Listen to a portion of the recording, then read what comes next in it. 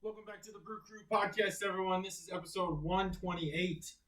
We're back in, it's still February. Still February, but it went from like ultra cold to now melting everything. It's incredible. I left work today, so it was 49 in the car, and then just to think like, what was the low on? Jeez. The low on Saturday. So it's Tuesday when we record the low on Saturday was 4 degrees. Yeah, that's crazy. Not observing wind chill or anything like that. Yeah, and with the melt, I was walking my dog last night, and yeah, it was a rough walk because everything was frozen again. Oh, so really? It melts all day and then freezes at night. Yeah. And the sidewalks are a disaster. My girl's Frosty the Snowman has lost now. It lost its head yesterday. It lost its body today. I built them a big snow ramp. That's most of the snow in the backyard, but the luge where I piled up the snow on the side is grass bare on the side, like where I had it tunneled down for them. But no, they got a kick out of that Saturday. But yeah, it's going to be gone quick because it's going to be consistently warm like this. It's crazy. And then probably just very rain. short cold. The rain's gonna. Yeah, the rain's kicking off. Yeah. But that's the goings on here. Still in the normal ops tempo. That's your Brew Crew weather report. That's your Brew Crew weather report. Yeah, so what's going on? So I wore this shirt on purpose because you guys had 3 Sheeps last week. Yeah. So 3 Sheeps is on my Wisconsin shirt. This is a good one of my favorite T-shirts, but a good representation of the brewing scene in Wisconsin as of a couple of years ago. So yes, I had 3 Sheeps brewing before. It's good shit. As you know, Cobra isn't here this week. Cobra is taking care of Bits. Do you know who Bits is? Bits? Yeah. No. Bits is his stuffed animal. So I asked him yesterday when he said that he wasn't going to be able to make this week's recording. I go, what was your favorite stuffed animal when you were growing up? And he goes, I haven't thought about this. And as you guys know, Cobra's a little bit older. He goes, I haven't thought about this in 30 years. He had a stuffed dog named Bits. No shit. So my question for you before we get into news, what was your stuffed animal or your stuffy when you were just little JT? As far as I know, I never really got attached to really? an animal. Yeah. Not a singular one. No. I mean, I do have one Fantasia Mickey Mouse that I still have. Wow. But I don't think it was something like I carried around or played with or anything. Just set it on a shelf and was like, I like that. Carried it with me all the way to adulthood. But and you still have it? I don't think I ever really got attached to anything except baseball cards. That was kind of my thing as a kid. Just buried myself into baseball cards. So I had a stuffed animal named Matthew Bear because it was really creative, and my name. grandma gave Matthew Bear to me when I was born. And I had Matthew Bear. I have memories of him just pre-teen. I don't know what ever happened to Matthew Bear. I no longer have Matthew Bear, but so yeah, that was interesting. But I could draw pale blue with not a corduroy, but like a canvas mouth area. Yeah. But yeah.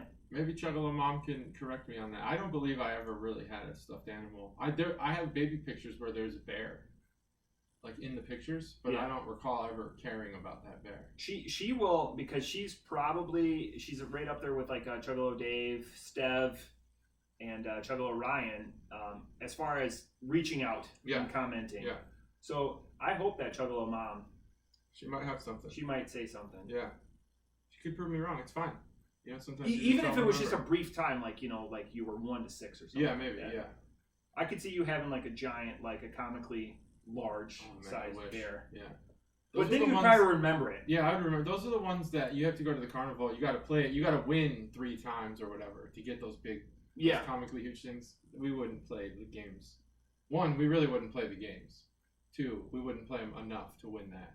You know what I was after at the carnival? I was after 2 things. 1, those black T-shirts that had like the cool like dragons or whatever. I always wanted my father to buy me those. And number 2 was the edgy necklaces that had the really bendy metal. Like it wasn't like bendy metal. Yeah, so like I had this one that was a knife. It was stupid, not practical, but the knife was like 2 inches long. Yeah. And it was super bendy. I remember it breaking. The thing now is like teeth. Kids' necklaces, they have like old dinosaur teeth or dog teeth or something weird. I don't know. There's teeth on them. Teeth, fangs, on a necklace. Like Dracula dangling fangs? From, yes, or animal fangs. I don't know. I don't honestly know. what they're putting on these things. Crazy. Most of them are sold as like prehistoric tea. Crazy. Just a trip down memory lane, and that's just fun stuff. Just a lot of it. Do you have any beer news? I do have beer news. One, I built a bar. You built a bar. I built a bar with my brother-in-law Bobby. Yeah, so he came. So the attic is done. The attic has not been done. Okay, so you went with what's more important, a bar. Right. So we have we had originally planned on doing the attic. Then I had a budget. Furnace went out. Paid the whole budget to that. Yeah. But Bobby was still coming. He was gonna help me with the attic. So I was like, well, he's gonna be here. Might as well do something. So right. Went out and bought a bunch of overpriced wood. And we built it's insane what it wood is right it's now. like triple what it should cost. Yeah. How much was a stick did you use 2x4s in the bar? Yeah. How much was one 2x4 So 8? the online price is at over $6. But For in store you can find good pieces of 2x4. So you're buying select. $4.50. So it's about double what so it should be. I'm 37. I'm about to be 38. I worked at Menards, both in the treating plant and out in the yard. So when I was 19, 20, 21, you could buy the low quality stick. So we call them 2x4x8. I'm very familiar with this wood. 94 cents a stick. That's awesome. Could have built this bar for so much cheaper. So you were paying $4.50 for a 2x4x8. Yep. Fuck. $4.50 for. I mean, I could go through all the prices because where'd you go? Fresh in my head. I went to Home Depot. Okay, I checked them all. Much better wood. They had decent wood. There was some warping, and we spent. We call them hockey sticks. Hockey sticks. That's a good name for them. We spent a couple hours there looking through every single piece. So I needed. Do you know how much comes in a lift of 2x4x8s? Well, I could standard. I could probably guess because I saw some full pallets there or whatever the lift. I would guess 100. 292. 292. I didn't know that. That's a lot more than I thought. So we went through at least 2 of those, looking for how many pieces did I need. I think I bought maybe 15 to 20 2x4s. And you went through 2 lifts. Yeah, we were looking for a long time. So Bobby knows what he's doing. So we looked at every single piece. So my dad is a handyman. I love my dad. My dad, I loved him growing up because he wouldn't settle for. He was like you, very meticulous. My problem with my dad is he never put shit back. Oh, no, we put Fast forward 12, 13 years when I'm working there, yeah. I'm putting that shit back. Yeah, right. That's when other people like my dad are coming through there. I always put it back. So we had 2x4s, we had 4x4s, which were very expensive. Yeah. Over 10.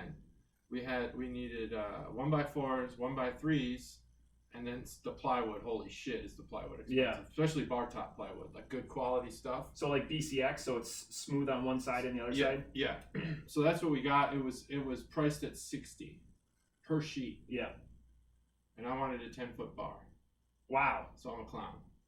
Because I needed 2 sheets. But, we got a discount, military discount, things like that. I had some money put aside for that. So overall, the bar looks great. That's where. So are you willing to say? Are you willing to share the bar since we've talked about it? Yeah. Okay. Share it like physically? Yeah. Well, share it on social media. Oh, sure. Yeah. Yeah. So when we post right now, if you want to see. Well, when we post the podcast, we'll put it on there too. I have some more to do. What was your price tag? Are you willing to say what your price tag was for the bar? Not Bobby's time, because Bobby's a craftsman. Yeah, Bobby's time's probably increased. But just the materials. My budget was $500, but we spent about $7. Yeah. Well, I haven't actually used everything, so I can return a bunch of 2x4s. Yep. That'll get the price down. I also bought 3 gallons of epoxy for the bar top. Yeah. I haven't used it yet, so I'm not sure if I'll be able to return any. That's the most expensive thing. Yeah. Epoxy's crazy. It's very expensive. Yeah, and I thought about using the polyurethane, but man, when you look at the difference, can't go wrong with it. Well, because if you want more of that thicker, more substantive, I'm glad you went with epoxy, because we're about to go under construction here in the church room bar, and I'm going to finally build my bar because I have my timbers I'm going to put here. My timbers are actually coming from the living room ceiling. Oh, okay. So I'm going to plane those down and buy some epoxy. Well, if you need help, I'm experienced now. But yeah, I got a planer coming from Wisconsin. I've got the timbers. We're going to carriage bolt them. I've got my flange legs I'm going to put on it. But yeah, so I'm excited. Turn sideways here. Oh, fantastic! There it is, and it's dual tiered. It's important that, and it's built for the space, right? So it's tiered so that you got a bar back and a bar top. Yeah. Got the espresso Espresso brown. stain. I haven't, and so the front got a little messed up, so I'm gonna have to sand it down and restain it. Almost like a wainscoting, so it's not. It's ribbed for your pleasure. Yeah, so we designed that out of 1x4s and 1x3s, which you'll see on social media. I'll post it on Facebook. I like how you have an overhang or a lip to it. Yeah, there's a lip. There's an overhang. These pictures will be available when we post the episode. So yeah. So and I'll post some when I'm actually completely done, when I epoxy it and everything. Excellent. And I've never done that, so I hear you can mess that up pretty good. You can. So I'm gonna have to watch a couple YouTube videos before I do it. But we did that. Second news. I have two more stories. One. Yeah. Stories Tip are City good. is doing a beer crawl for St. Patrick's Day. I believe that date doesn't change, right? It's always your birthday. It's the 17th of March. Okay, I wasn't sure if it was like one of those like President's Day things where it's always on a Monday. No.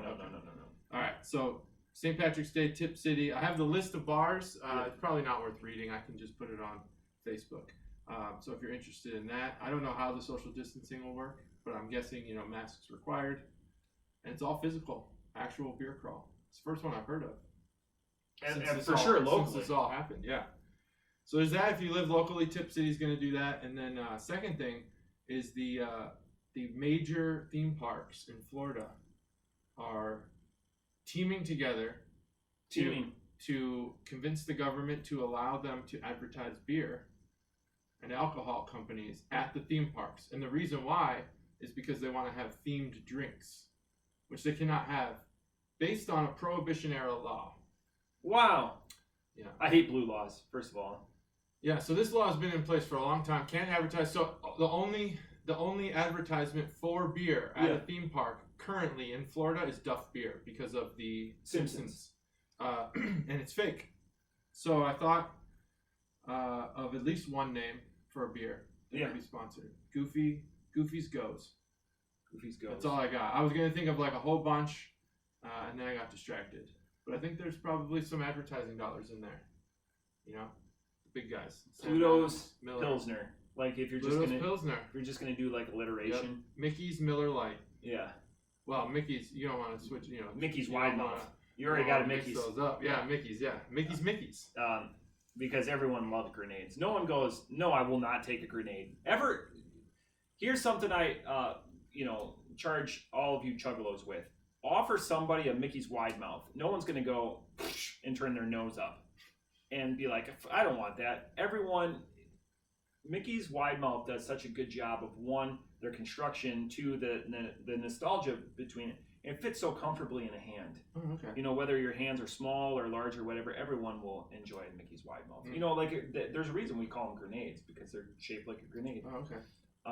They're always delightful, and you can even get them in 8-ounce pours. Oh, okay.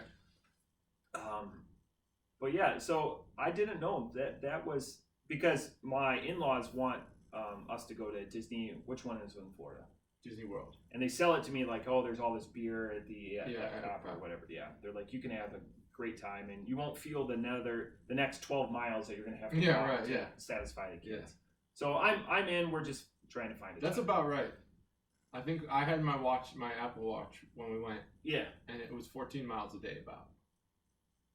That was like my average. I'm just worried about chafing. That's all I'm worried about. Oh yeah, you have to worry about chafing. It's hot as hell there. Yeah. That's when you shave. You gotta go. Yeah, that's when I shaved. You gotta go with the boxer briefs if you don't already. Yeah, always. If you're a boxer's wearer, just buy a pack of boxer briefs for that trip. Chafing, it happens. Yeah. Yeah, I mean, geez, a lot of standing in line too.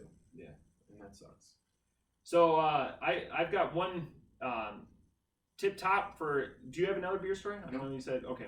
I got one. We're just gonna cap this, and we're gonna get to the beer. Yeah. I'm upset at Tavor because I've got a Tavor box that I'm associated with that has been in Kansas the last 2 weeks. And stay tuned for segment 3 why I'm upset. Okay. But anyways, I understand that there's weather going on, but Tavor, send my box of beer. It shipped apparently on the 14th or 15th, and it's still sitting there right now. And that's going to Wisconsin? It's going to Wisconsin. Yeah. But the fight is still going, by the way. But to come for Ohio. To Ohio. I not with us. Yeah, but there are people still fighting. I understand. There's a lot more people that spend a lot more than I do on beer that I was talking with Pat and a couple of people at King's Table recently. Mm-hmm. There's a huge churn up to get like at the tip top levels of Ohio to get this resolved. Yeah. Because there's a lot. It's not just Tabor that's losing out. There's other entities that are losing out too. Yeah. But some of the smaller mom and pop ones, like, you know, the one that Cobra uses or whatever, craft beer, they just they're not big enough. Yeah. So they just do what they do. Yeah. Tabor is a little bit bigger. So yeah, Tabor, get your shit together. It's the people, it's the companies, the Tabors and stuff. Yeah. They're the ones working it from the inside. Yeah. Trying to get this. Because they had a center in Ohio Columbus. was big business for them. Yeah, 10, 11 million people. Yeah. Crazy. But that's all I have. What a sweet and wild ride, you know. Talking about stuffed animals. Sweet wild ride. There's got to be a wild ride. Some kind of wild ride at Disney. You know? The Flume. The Flume Wild Ride. That's it. And there's at Universal, there's the Hollywood. I always forget this name, but Rockin' Rob. We've always called it the Red Rocket. Yeah.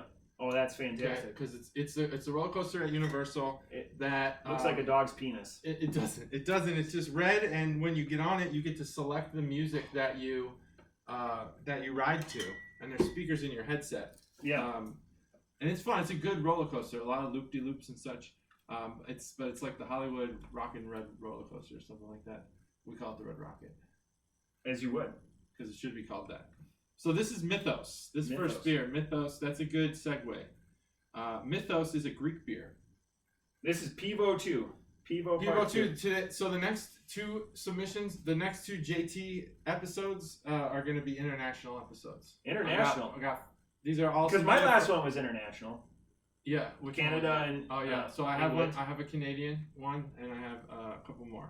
So Chuggalo Katie, Caterade submitted the next 4 beers for us, and this is one of them. It's Mythos. It's a Greek beer. She went to Greece for this beer. Yeah, she went to, and this is a plug. Mykonos. I didn't get to go. Is this from Mykonos?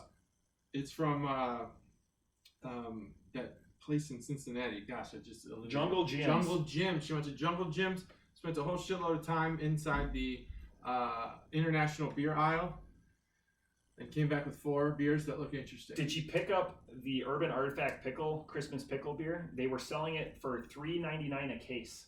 I did not. She didn't. Oh, okay. I didn't know that was a thing. Because if it ages out at Jungle Gyms, they legally can get rid of it then once it ages out. Yeah. Wow. So it's beyond its prime, but who cares? I mean, it's like milk. It's a suggested expiration date. Okay. Yeah. Right. Because it's still drinkable. It's still drinkable, and if it avoided light, it's good. Right. All right. So this is Mythos. It is a Greek beer, Hellenic beer, or Hellenic. I'm not sure how. Hellenic. Like the Hellenic ages. Okay. And period in time. This just so happens to currently be brewed by Carlsberg. Mm-hmm. It's got Carlsberg. It has at times been brewed by Greek brewers, and it is the same recipe. So let's open this thing up. It's a pop tab. I think it's our first pop tab. Pop tab. We will have to. I'm just gonna get up and I'm just gonna show. Oh yeah, sure. In the camera what a pop tab is, because this is my first pop tab beer ever. So we're at minute 1840 if you just want to pop over to YouTube, but that's a pop tab. That's a pop tab. You just pull that thing over, or pull that thing out, and it opens. I guarantee I'll find a way to fuck this up. So. We all will. So let's just open it up. 3, 2, 1. Yeah, that's hard. There's like a rubber or something on here. It smells like a skunk. Whew, that stinks. Oh, that is very rich. Oh man, that has a smell to it. So this is well, you get your bearings on this beer. This is a premium quality Hellenic beer. It is 4.7% alcohol.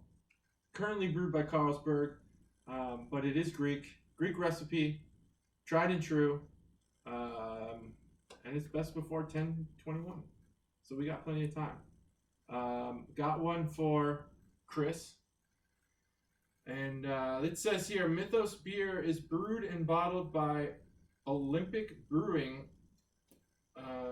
in Ristonia, Eva, Greece. they're really playing up all of the Greece or Grecian, so Hellenic mythos, Olympic, So it is, Zeus I guess, kingdom. brewed in Greece. Maybe they shipped the kegs to Carlsberg. Imported by Nestor Imports. You familiar? No. Nestor? Me neither. I have a buddy named Nestor.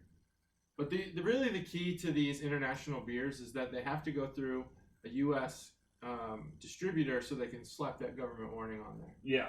Got to do it. It's like taxes. But yeah, buying a car from Europe, you have to get American specs on it, like safety, glass. And all the emissions. Yeah. So unless you're VW, then you just design a test that cars can pass, but wouldn't when you hook it up to a real test. Interesting. Yeah. This tastes like so 11.2, so it's not a full 12 ounces, 4.7, so it's just right in that sweet day drinker spot. This tastes like I'm drinking across Europe. I travel quite a bit. This just tastes like a ho-hum beer. Like if I'm going to drink what the locals are drinking, I would be right in par with, just, hey, what is everyone else drinking? I feel like if I haven't had the opportunity of going to Greece, I feel like if I pulled up to a bar, a pub, or whatever in Greece, this would be one of the mainstays. You're not going to get a Budweiser. You might get a Tuborg, you might get a Carlsberg. What's the other? Heineken. Heineken is this is just a step up. This is it, like in the same family as Carlsberg and Heineken. It's an inoffensive Pils. I think it's a Pils. I know it's Hellenic. So, like a Hell's, or it's not a Hell's. It's just the age that the beer comes in. So, but it's premium quality. It is premium quality. I feel like this is, once you have this recipe, this is just something that hasn't been fucked with for quite a few years. It's a lager, European pale lager. Yeah. So, like I said, right there, a little more on the nose than in the body. A lot on the nose. It makes me feel like I'm in Europe and I'm traveling. Like we're overnighting somewhere and I'm going out and having whatever the local fare is, and I'm ordering this if they don't have like an IPA, because typically an IPA when I'm abroad is my go-to. So just for the fond memories that are associated with it, off the top rope, 3.25. Okay, fair enough. This has a lot. It's registering something in my head. I can't pinpoint it. But here's the can art. For those who want to see it, I'm gonna go. I don't think I need to go slow here. No. But there's your. bottle. I appreciate when you go slow. Yeah. Who doesn't? Savor it. I believe. Yeah, Usher's a proponent of going slow. What is Usher up to these days? Probably just cashing in on investments and stuff. Yeah. He doesn't. I don't think he needs to actively participate. Diamond hands to make money. Producing Justin Bieber. Didn't he discover Justin Bieber? I'm sure he's making money off that. Interesting. So Mythos. This is the can bonus segment brought to you by Chug-A-Little Caterade. This has a unicorn on the I guess the masthead of the label. Again, another trope, another Grecian trope. Mm-hmm. Another Grecian trope, yeah. This beer could stand to update its label from, people's love of can art and Greek mythology. It is mythos after all, and it has some awards on it. So this beer probably does take itself pretty seriously. International taste and quality, something. It also has won that in 14 and 11, and it's a gold award winner. Because it's a Greek beer, it won it in year 14 and year 11. Oh yeah, I forgot to mention that's not 2014. That's 14 AD. So that's about the can. That's about the bottle art. Mythos in a nice European style font. That's it. Okay, the taste. I can't pinpoint this taste. I don't know if it's a mixture of like the hops and the malt or what, but I've tasted this beer before, and I don't know where. Is there a popular beer like this? Like there is, because I'm just going to steal it from one of my esteemed colleagues on Untapped as I was marking the beer. Do you mind if I go ahead? And it resonates. It's Heineken without the sweetness. Oh, interesting. Heineken. I was thinking my mind went to like Stella, but I rarely have had it. I've maybe had Stella's it twice way in my more life. Crisp. So it's not like this. Okay. Yeah. I would venture to say that this has a dankness to it that's not an IPA dankness. It's like just a brewed beer dankness. It just has it's like a musty basement, you know? But not in like a musty basement score kind of way. It's not going to get a basement score. It's just not, it's an average 4.7 beer. It tastes European for sure. Yeah. Yeah. Heineken. Yeah. I've never drank in Europe. If you were ever abducted and you had this beer and you got a phone, you'd be like, I'm somewhere in Europe, right? Probably with this beer. Yeah. But I did go to a rugby bar in Thailand, and they served exclusively European fares. Yeah. I remember having something like this. I also had Strongbow, which not a fan of. Yeah, I appreciate that we're copacetic on some things. We're like DNA strands. We intersect a couple of times, and there's other times we diverge because I love Strongbow. Really? I just couldn't stomach it. I hated it. But very popular at that bar. That was like their thing. They had it on tap. So, yeah, I'm just slightly lower than you. This is a 3.0. It's not a bad beer. You can definitely like drink a bunch of these. I can't pinpoint when I would drink this beer. Like we usually try to attach it to a season or an activity. I'm not sure I would return to this beer for any specific reason. You know, us Americans, we like our watered down pilsners, and this one just it doesn't stand out in a way that I would return to it. So I want to because the only time, and I'm gonna like throw just a comma on your sentence. The only time I would drink this is when I'm in Europe. Okay. It's described as a light body finish with lively carbonation, refreshing and floral finish. I would disagree with the floral finish. I'd be like, there's been some dog poop around the flowers that you're. It's not stanky, but you know you're having a beer. It's not, it's not a Stella. A Stella doesn't have like. I just can't remember what that tastes like. That has an interesting cap too, doesn't it? Yeah. Stella, what is that? The foil. Like the foil? Yeah. Oh, okay. Well, never mind then. That's interesting. Still. Yeah, Mythos.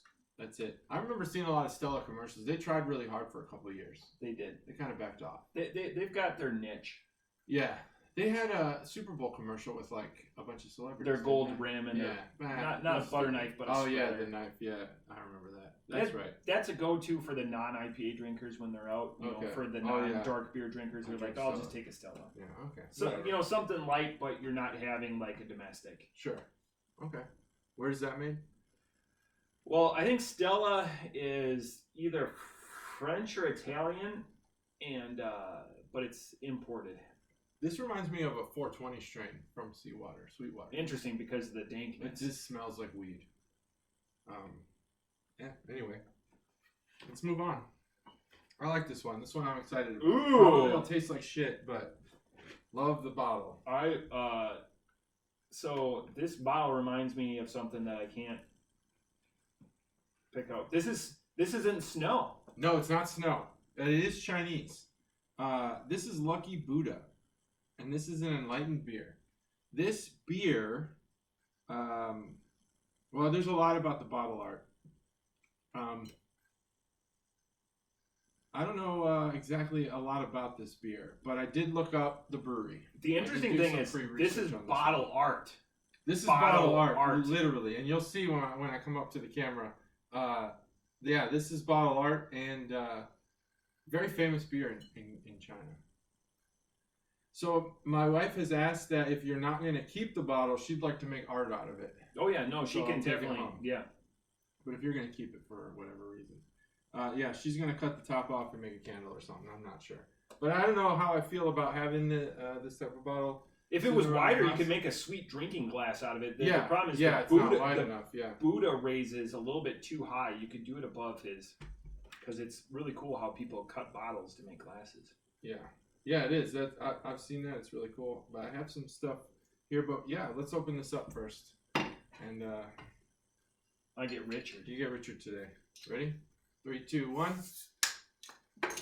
This is Lucky Buddha Enlightened Beer from the Lucky Drink Company in Qingdao, China.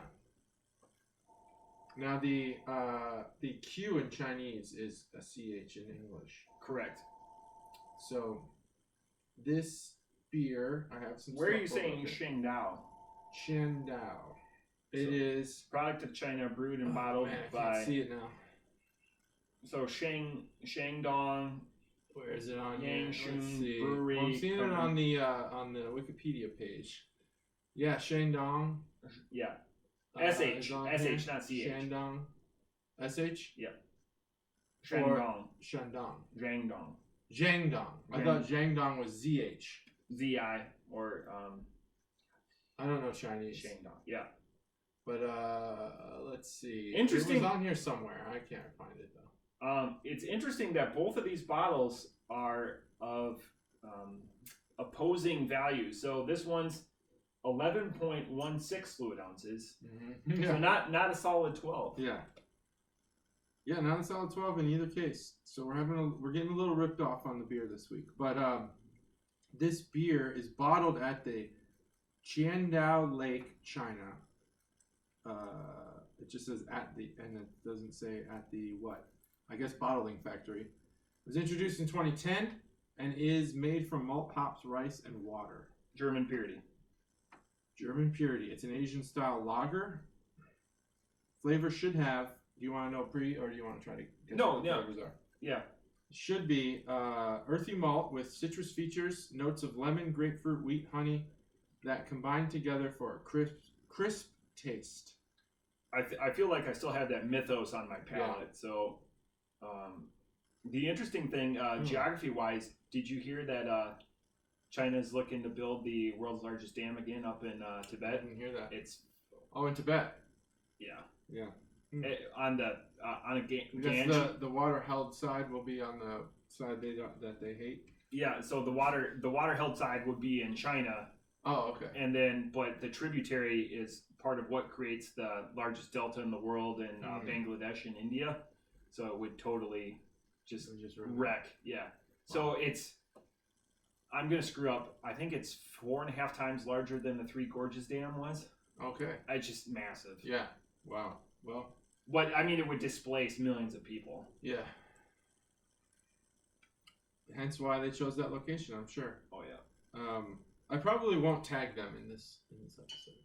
China? Whomever is responsible for this beer.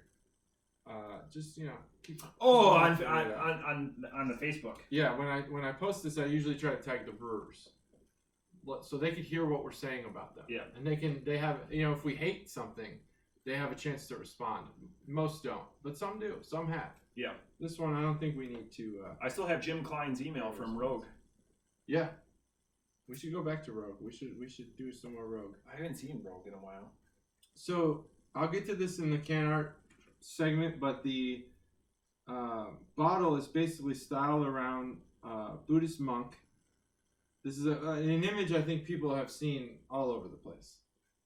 And he lived in China 1,000 years ago. His name means cloth sack. His name is Chan Buddhist. You nailed it. I feel like I'm in China right now. Is Chan how you say it? Yeah, Chan. Is that no other pronunciations? His figure appears throughout Chinese culture as a representation of contentment with his image, and his image graces many temples, restaurants, amulets, and businesses. There's a lot about this guy. He would travel around teaching the Dharma to the people and provide them with goodies and that he had collected on his travels. Life energy. Empty bottles have been known to be used in arts and craft projects, such as making vases and lamps. The Buddha-shaped bottles have initiated a number of do-it-yourself projects being repurposed into everything from candle holders to soap dispensers. Well, there you go. So soap dispensers are a big thing to do with bottles. Some of my favorite soap dispensers. But the problem is, like, with a bottle like this, so like the Mythos bottle, which is more of your standard bottle, even though this is not a 12 ounce. My problem is by the time you put a dispenser on it, it slips on a wet surface. Yeah, that makes sense. Where the Buddha bottle is a little more stout, especially how it flutes out at the bottom. Yeah. That would allow for a much better, more stout soap dispenser that would make it more effective instead of like the Mythos bottle. Yeah. And good point. If you go to like so Europe has a lot of crazy bottles, so we could get a lot into bottle history. They'll have double walled bottles that are amazingly heavy, but then you only get an 8. So they look like a standard profile of a bottle, but you only get 8 ounces because it's a double walled glass. So they always collect them back, and that's where you get like the plastic. Oh, okay. Some of them will have the rubber stoppers. That's always a stopgap. Where like American beers, especially your cheaper, your Miller Lite, your Bud Light, those are thinner glass. Just because it's cheaper in manufacturing, and then that way they can make that many more bottles, but it's a much thinner glass than like the European standard I didn't know that. beer bottle. I've been surprised from working with people around the Ball Company and from just doing some reading myself of how much engineering goes into drink containers. It's crazy. Yeah. How much work goes into figuring out the newest technology or improving on old technologies. It's pretty amazing. And the can game now is so standardized because of shelf space and transportation and everything like that. So if you can't change the exterior of the can, everything's got to go into the interior of the can. Yeah. So like, when you and I were kids, like the big thing was when it went into the big mouth. Yeah. And then, like the big slam, with like wide mouth bottles, to get more pop into your gullet. Yeah. Where now, all of the science in the last decade with cans is all on the liner for freshness. Yep. Since Red Bull, kind of came out with the Red Bull or energy can that thin profile 8.6 ounce whatever can, and then the energy drink went to the 16 ounce can, the pint can.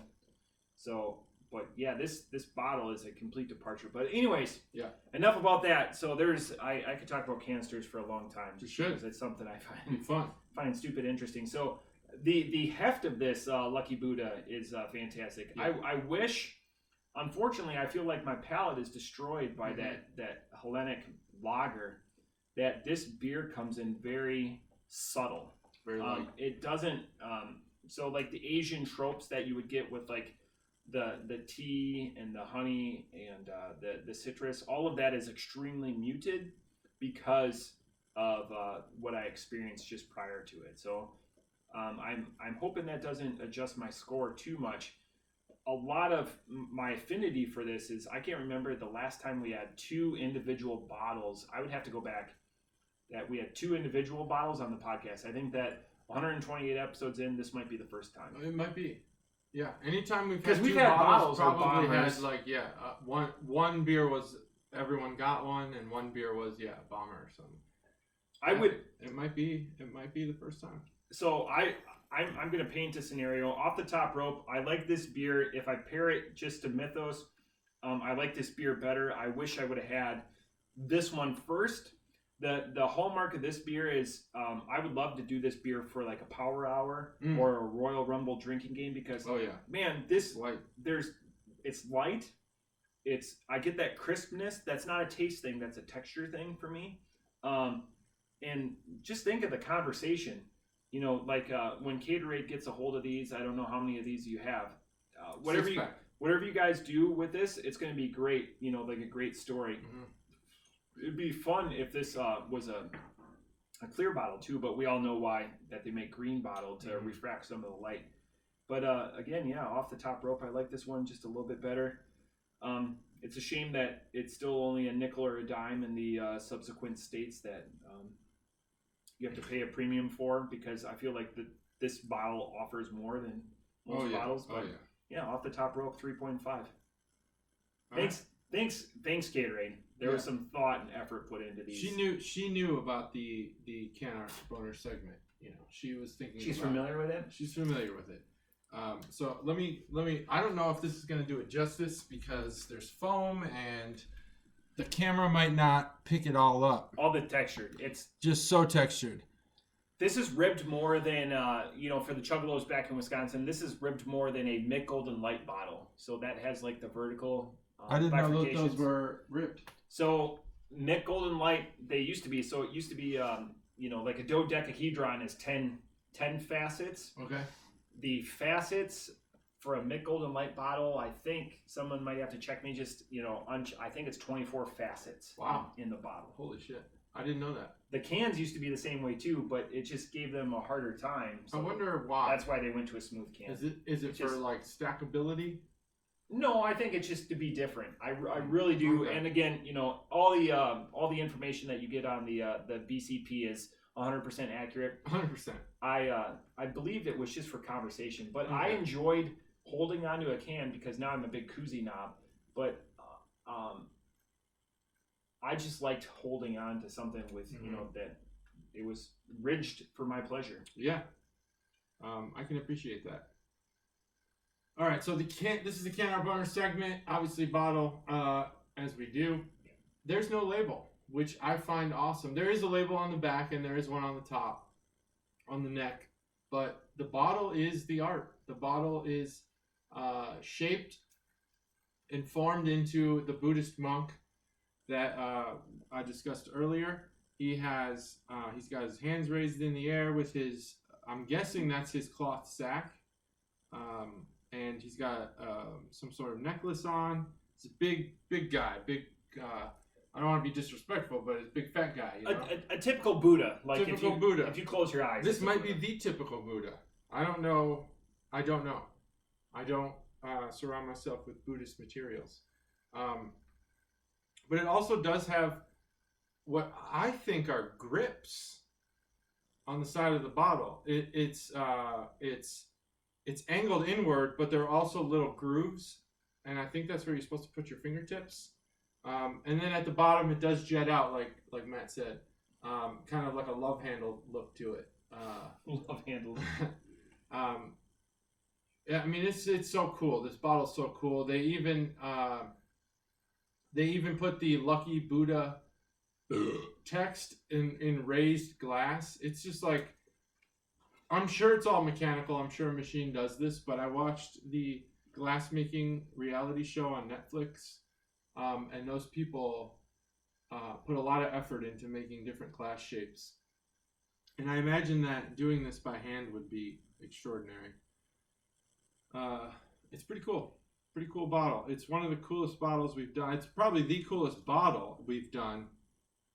It probably wouldn't take the cake for best label. If you included bottle and label in the same category. Yeah. It's definitely cool. It's totally a 3D feel and everything, and I get it.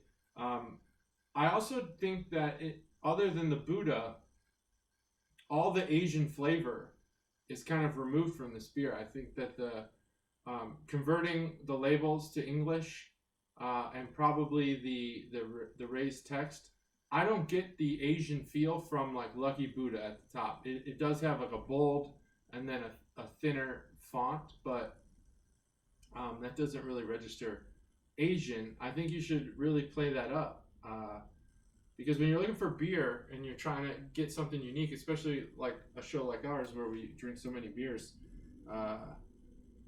you want to just distinctly find it. And when this is sitting in the box, this is sitting in a 6-pack box, cardboard box. Yeah. You can't see that Buddha. So I'm actually really happy that Katie found this. Can art is, I mean, it's up there. It's up there. It's top 5, top 10, somewhere in there. There was something I saw earlier. Now I'm gonna have a side thought. What was I looking at? It was Maracuja. Our first episode. Yeah. There was something that Katie was trying to purchase. I don't know if it was food some sort of shampoo or something. It had maracuja in it. And I was like, holy shit. That's our podcast. That's the whole thing. When we have side thoughts or digress, I'm honestly looking at like a wind chime, like basically. You know what I'm saying, like it's really like just a Quentin something Tarantino thing where like it just we go back and forth. Yeah. There's like a historical thing that gets you to the future thing, which brings you to the present eventually. Well, this beer is it's about as standard as you can get. I also feel like the Mythos has kind of overpowered this beer. The reason why I brought it out second was because of the can art. I thought it would be more exciting than the Mythos, so I saved it. I think that's accurate. Yeah. But I think I shouldn't have. I should not have saved it. This should have been the first beer. This could easily be. I don't really taste anything. I don't want to say unique about it because it's got its own spin. If you can taste it after drinking the Mythos, but this has got to just be your light beer from China. I know we haven't had snow, and I'm sure that's a great standard beer. But this one's pretty standard as well. And I don't know if we mentioned it. It comes in at 4.8, so another light drinker. Yeah. Yeah, it's it's so basic. It's a basic bitch. It's a basic bitch. It's well done, but not so well done that it stands out, and not poorly done that it's ruined. Yeah. Oh man, 3.25. So it's kind of funny. So I'm throwing this in like I'm reacting to JT and letting him really give the bottle its just due because it's important to because the bottle is the conversation. Yeah, the bottle is, yeah. So I started typing this stuff in Untapped, and of course I always check my friends out when they have this beer. So both my best friends had this beer in 2014. No way. So when like Untapped started.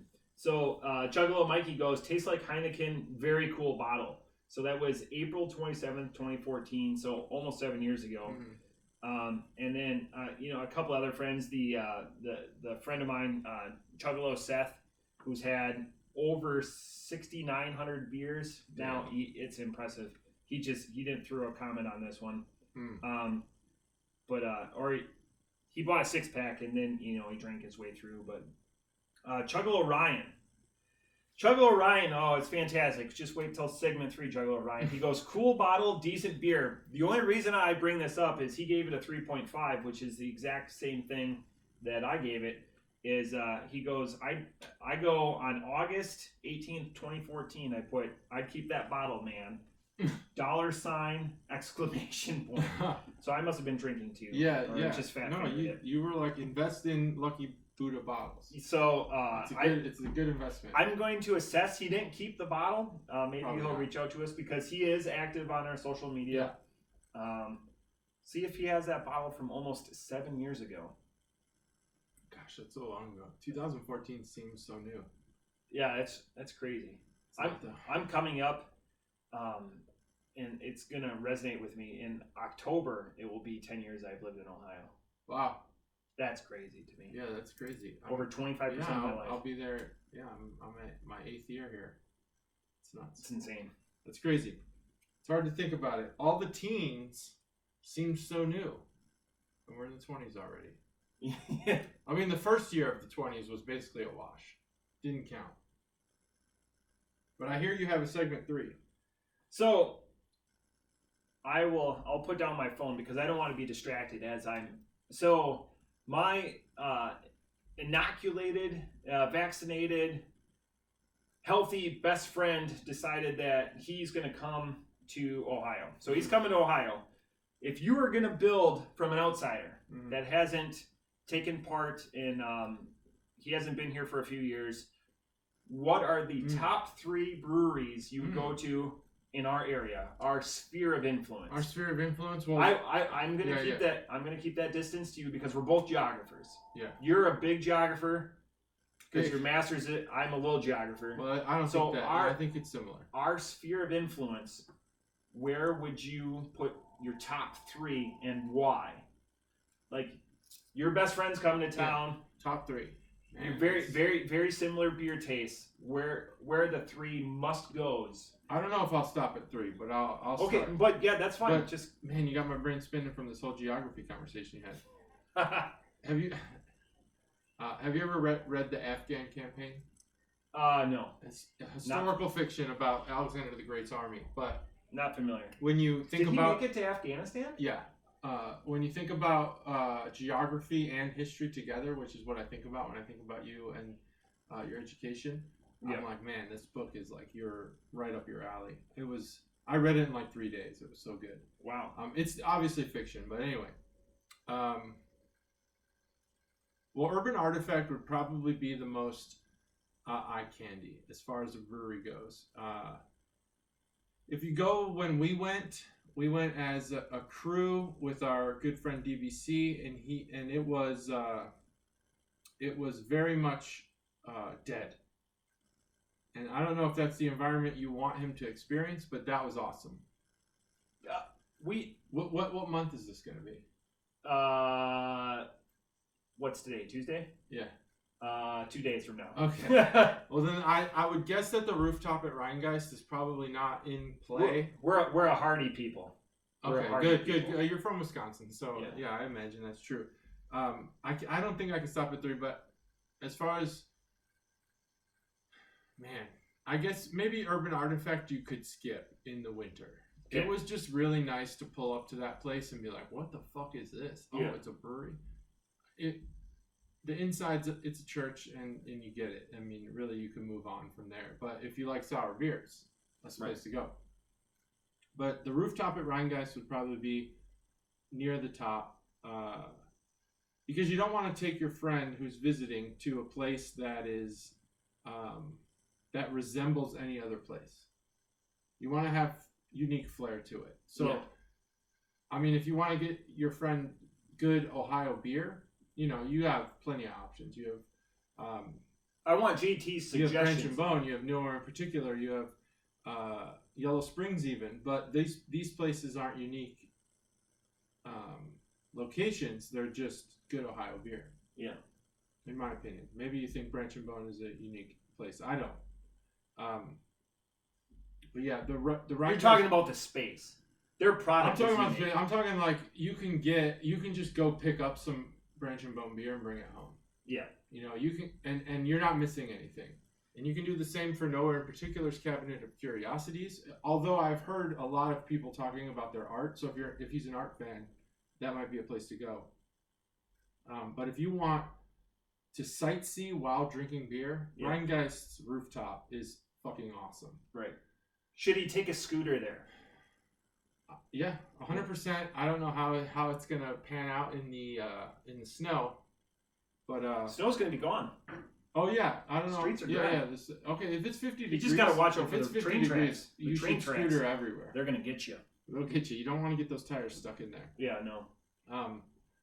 So definitely that. Man, this is a great question. There's so many places to go. I'm glad we brought this up pre, so you had time to think about it. Yeah, right. I mean, so Bobby came and we did the bar, and we didn't have time to do much else. But I had a couple things in mind. Yeah. I think D20 is a place that people should experience because when did you say really hello to think Andrew? about it, we didn't go. Oh, we you didn't didn't have time. go. Oh. But I had some plans, and D20 was one of them. And the reason is because exactly what Andrew said. Not many people experience a bar that has no music and no TVs. Yeah. It actually, and I never really noticed it until he said that. It's true. And going in there is really, it's a unique experience. It kind of exposes you to being social. So it requires you to be social. So we don't go to bars for TVs, and it's funny because we've got our old sign here, but what's propping up this sign? Yeah, this game. It's a cribbage board. Cribbage. So we just play cribbage, and all you need for cribbage is a deck of cards. And every bar that we go back to at home, you can just get a cribbage board. Oh, cool. So we'll just sit there and play cribbage. Yeah. He beats me more times than not. but it's an extremely portable game, and we just sit there and bullshit. We talk smart about dumb things and dumb about smart things. So D20 is a great place for that. And plus, really he's a huge game. D20 would be a highlight for him because of all the board games that are there. Most of them, you need more than 2 players. Yeah. But if I was to take Bobby on a Dream Ohio vacation, then 16. That sounds sexual. What was it? 16-bit or 8-bit or whatever that place was that we went. Oh yeah. I think it was 8-bit. 8-bit. Yeah. That play. So you have D20 where it's like you have to be social and you got to play manual games, board games, card games, things like that. 8-bit is the other side of that. Video game lovers, things like that. That place had a very unique vibe. Loved it. It has a downtown vibe while also giving you that video game bar experience. Really weird. So I ordered a video game, 24,000 video games on a like a Raspberry Pi. Yeah, but it's the full arcade style. Oh, cool. Unfortunately, it won't be here until after because it got stuck in shipping. But that sucks. Yes. But yeah, I'm gonna throw it on the TV right here in the church room. But specifically breweries, that's tough. Yeah, breweries. That's tough because this is my biggest disappointment with Gatlinburg was that their breweries were basic as hell. Yeah, because But they're good. Yeah. But they're like, oh, it's a restaurant. Oh, it's a whatever. And this really is and this is a launching point that I wanted to pitch to the Chuggalos. Yeah.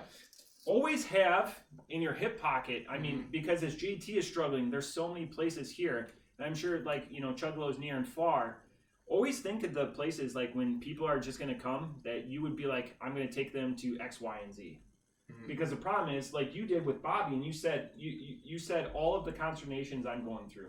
You just ran out of time. I mean, you're right, but you're limiting it to breweries in a way, whereas the bars have supplemented that experience in some ways. Like I have ShamWow. You remember ShamWow? Yeah. He came here, and he said to me, "I don't like craft beer." I said, "Okay, let's test this theory." Yeah. I took him to King's Table. Yeah. You have all the options in the world. The Yeah. bar. 57 taps. I like plus all going the to breweries because I like to try what the brewery has.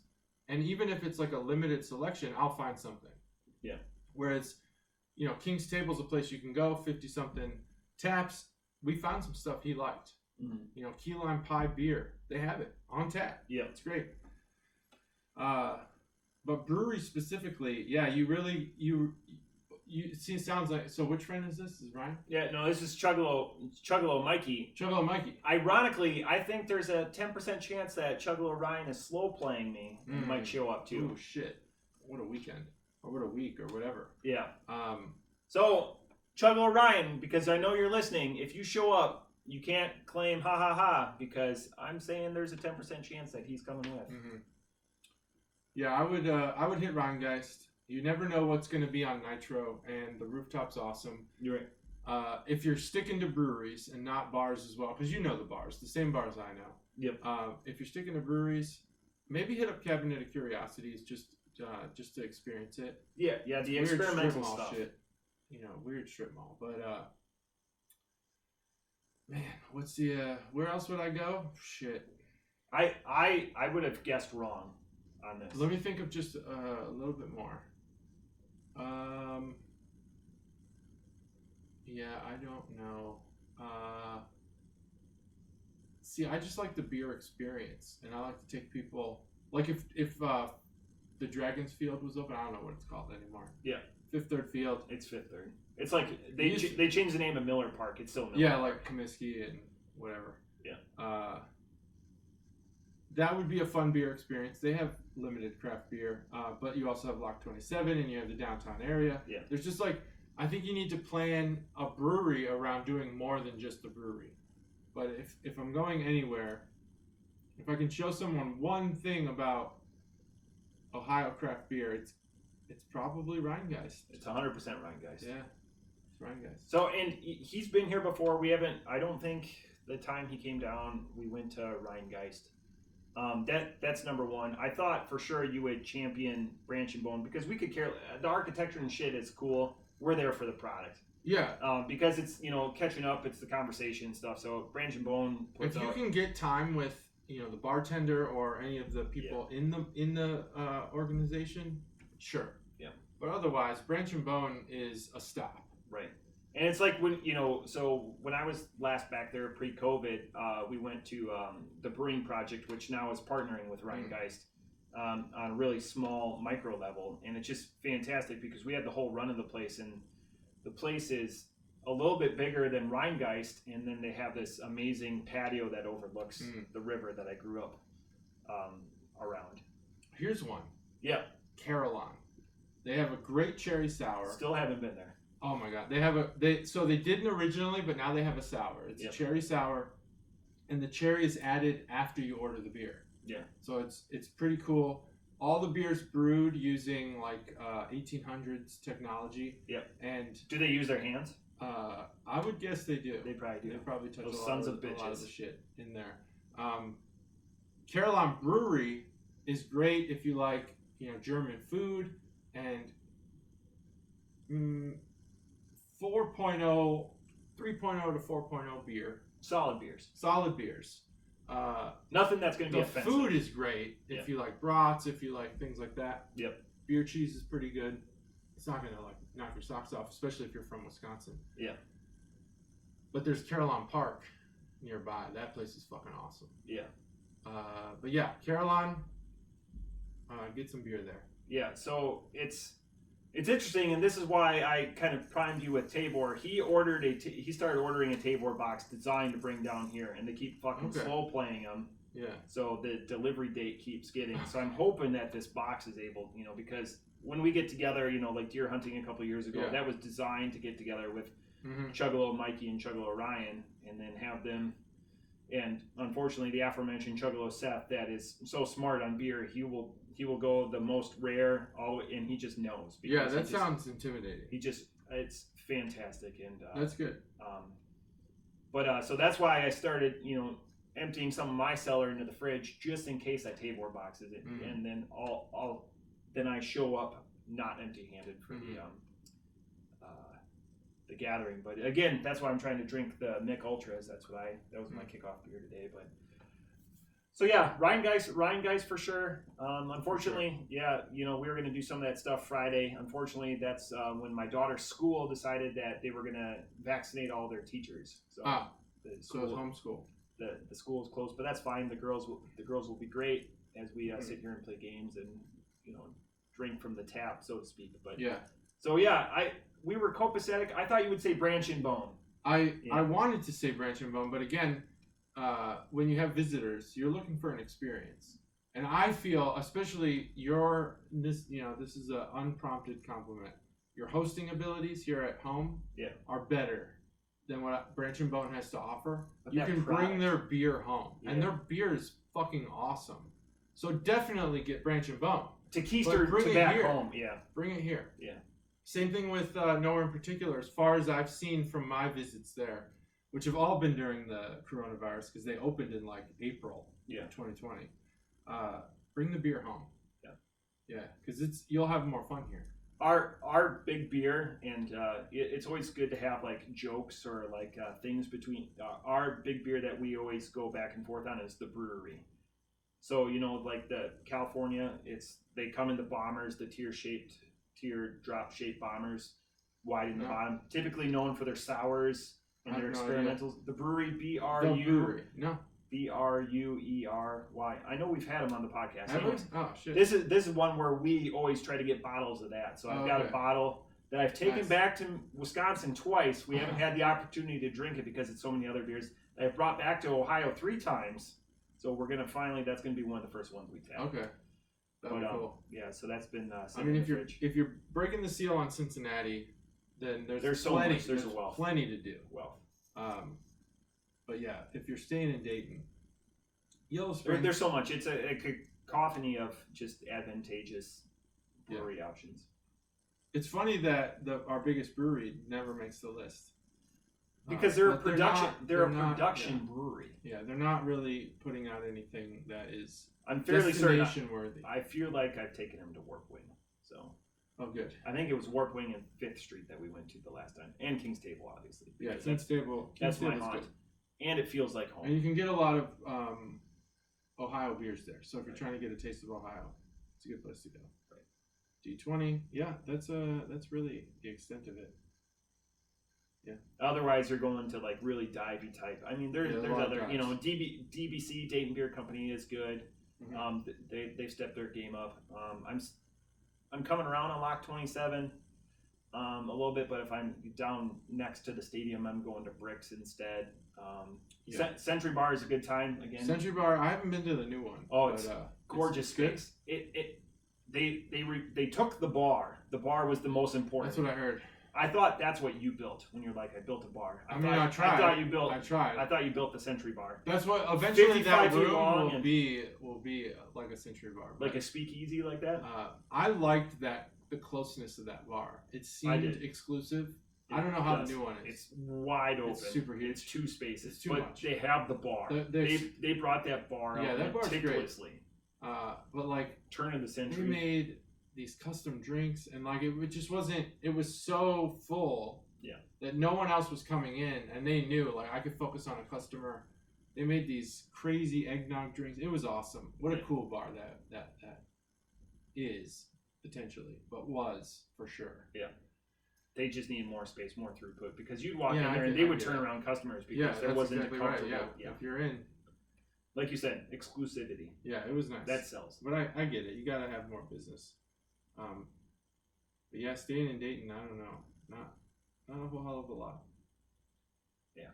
Cincinnati, pretty awesome. Everything, most of the things in Dayton you should bring back here, including the food. Oh yeah, just eat like gluttons. If you want a good calzone, I don't know if you like calzone. Crispy, crunchy shell. Do they sell those there? No, Troni's, man. Troni's is where it's at. Troni's? They got some good calzones. There's a lot of little Dayton spots, but none of them are worth staying at.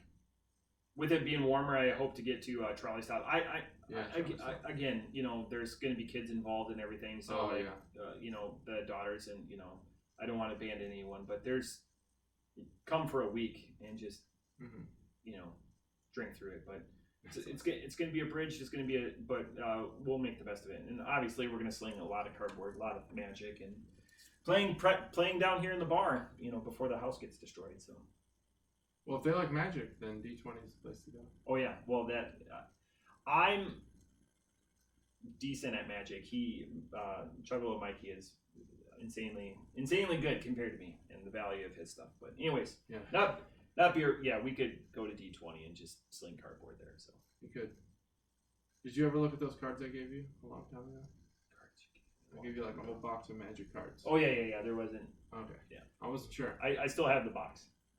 Because I like getting stuff like that. Sure. So sometimes there's treasures, and then you know, like with older stuff like that, it just goes up in insane value. Yeah. In the last month or so, collections have tripled. Oh in a month. Yeah. A month. That's what I was wondering. Like, has that specific set done anything for you? No, I mean, it's still there's still like value in those cards, but like how like Diamond Hands and everything has like swept through. Like there's certain cards that have jumped that were nothing, and that you know we played with for you know when we were young and impressionable and teenagers that have shot up 500, 600, 700%. Yeah. Just for a card that has no place. Pokemon has done this. And it's insane. You know what a Black Lotus is, right? Yeah. So the first one, and I'm going to get corrected on this one. The first one on eBay went for over $1 million. Holy shit. But then they discovered that some of the bids were fraudulent. Yeah, right. It still went for over $500,000. Holy shit. That's pretty awesome. Yeah. I mean, collections over the past year have gone crazy. It's collectibles. Collectibles. Baseball cards, Pokemon, Magic, everything. Yeah. Fucking everything. It's just going crazy right now. Sit on it. I don't know what happened. I mean, I guess the stimulus had something to do with it. People just having time on their hands had something to do with it. Right. And all of the millennials reaching adulthood and having disposable income. Geeks have the money now. That's the key. Geeks have the money. Geeks have the money. Yep, and they want to spend Geeks, it. nerds, dweebs. Yep. We have the money. We have the money. Willing to pay for it. Yeah, it's crazy. Just these things are going for crazy prices. I can't believe it. I buy beer, so it's a one-time yeah. one-time enjoyment. It's a consumable. Yeah. But yeah, that's it. Need to buy a durable versus consumable. Do you have other? You're gonna play Magic. You're gonna go to Ryan Guys. Yeah. What else? All right. Seriously, that's. Right. I'm a planner. You know that. That's why you ask. I don't have. Go to Carolina. If you might hate it. You might hate the. I would have never thought about going to Carolina. I enjoy bringing people there. It's fun. You can watch them brew beer if they're brewing it, and the food is pretty damn good. I know you might want to avoid things you can get in Wisconsin because they're probably better there. Yeah.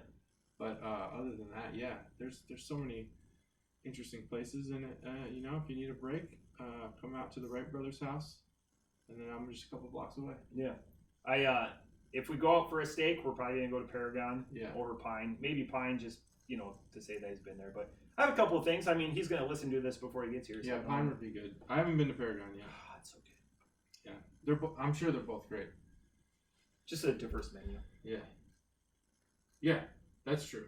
Because Pine, you don't get that. No, that's more of the story, like being there. So and then go to Crispy Crunchy Chicken. Crispy Crunchy Chicken. Get yourself some beer. They have tons of craft beer, and then get yourself some chicken. Well, like I plan on taking him to Halls. Halls. Go to Halls because it has Brewing Project there, so he can see where that's his haunt. Get him some Wild Ohio.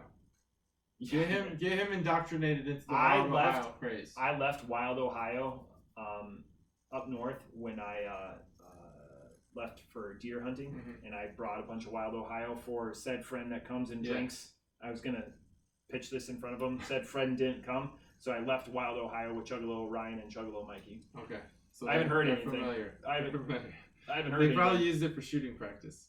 Oh yeah. All right. Maybe try to find Wild Ohio. See where the brewery's at. Athens. Like go to them. See what they have to say. I think it's Eastern Ohio. You can go to Cleveland if you guys want to sit in the car for 3 hours. Yeah, it's not happening. There's a lot of good stuff up there. Maybe one day. Not today, though. Not today. Not tomorrow. Not 2 days from now. Nope. All right. Well, if you have suggestions for Matt to take his friends, and if you're a brewery and you listen, well, one, thanks for listening, and let us know you listen. We would like to come by. Probably run down to Crooked Handle. Yeah, run down to Crooked Handle for sure. Go see Stev. Stev, let me know when you work. Thursday through Sunday. I still haven't tried the food, and I really want to try all of that food. Steph put that out on social media, by the way. Chugalo Mom, I want to hear about JT's Stuffy. Yeah, what's my stuffed animal? I don't know. I don't think there is one. Chugalo Ryan, you didn't fool me if you show up. 10% chance, but 10%. You didn't fool me. Yeah, okay, that's it. Leave your suggestions, and if you got any Disney beer names or Universal beer names, leave them on Facebook. That's it, episode 128. We did it. See ya.